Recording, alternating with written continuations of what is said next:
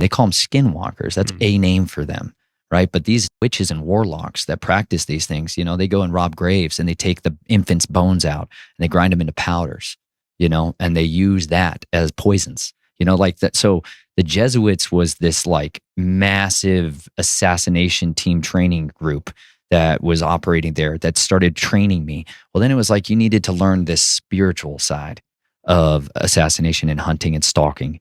And that's where the Skinwalkers and the Navajo and the Dene are like they have a different priest class that does that.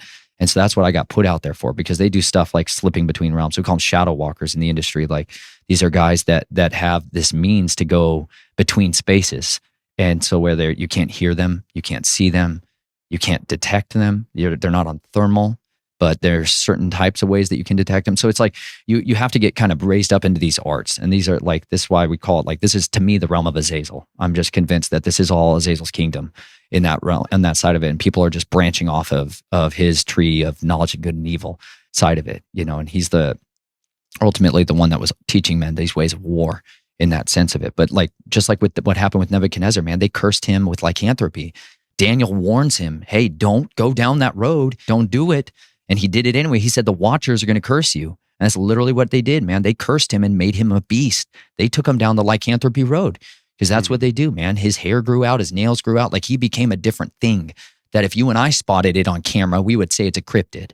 We would call these things cryptids because we don't have a proper working knowledge of history and understanding why people called these things these names. But the vampire side of the equation, they tend to be much more human masquerading.